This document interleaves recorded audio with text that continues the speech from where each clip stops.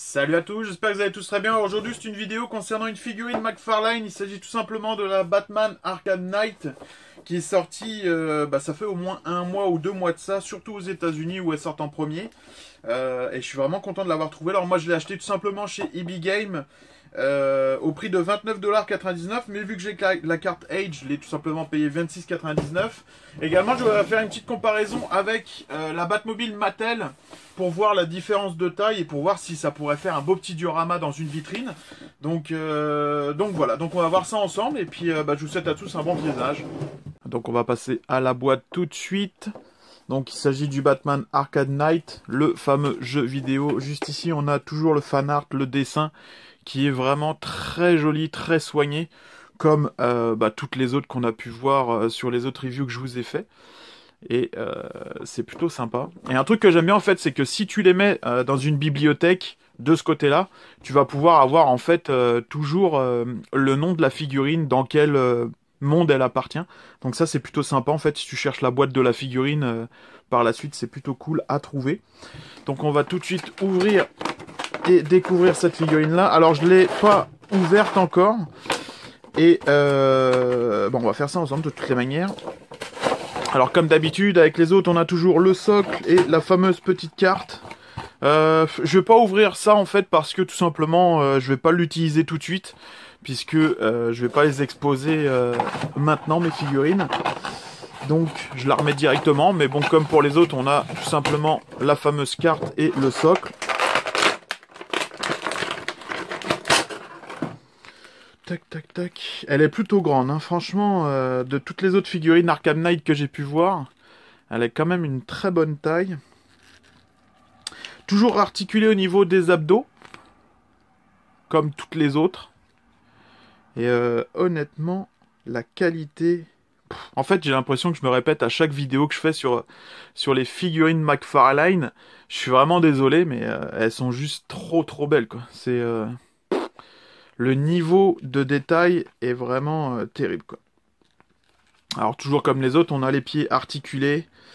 On a également les genoux avec 2 articulations différentes.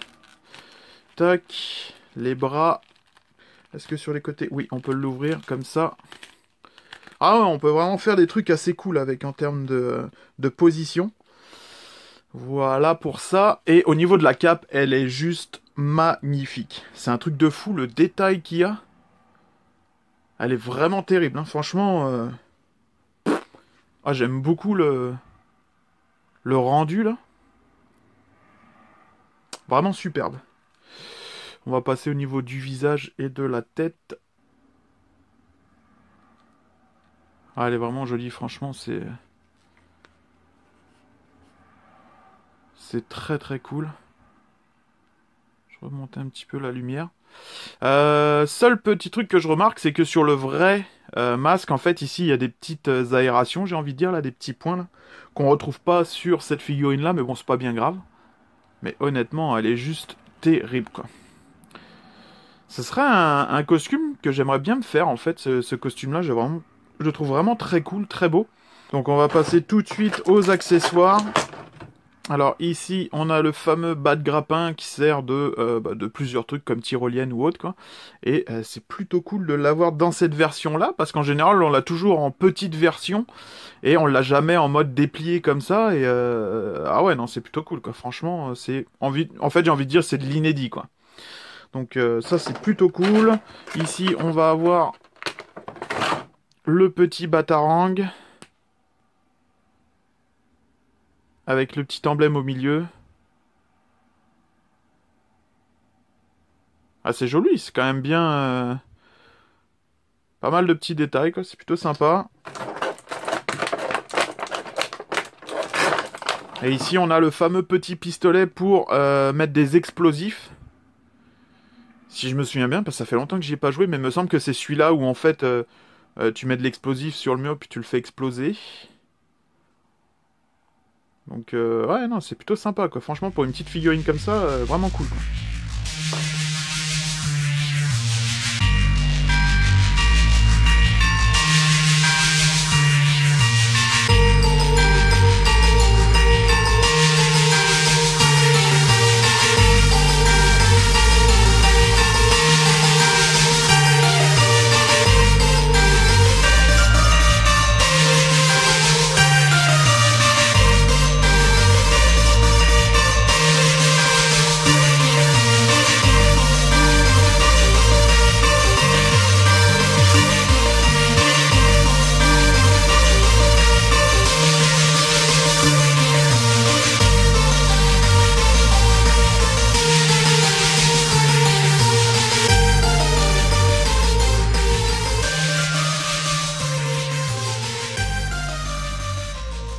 Alors il faut pas sortir de Saint-Cyr pour s'apercevoir en fait que les tailles sont pas du tout les mêmes entre la Batmobile et la fameuse figurine.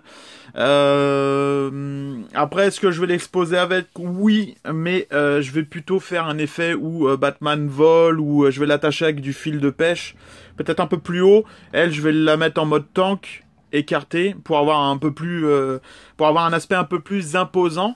Et on verra bien ce que ça donne. De toute manière, il va falloir que j'achète de nouvelles vitrines et que ma pièce soit terminée pour vraiment mettre ça en place. Vous allez être les premiers à aller voir quand je vais mettre ça en place. Autre petite chose que je voulais souligner, c'est que tout simplement, le bas de grappin, le fusil bas de grappin n'est pas du tout à l'échelle de la figurine. Alors pourquoi? Parce que tout simplement, ici on peut le voir sur la poignée du bas de grappin, c'est que la main de Batman est beaucoup plus petite.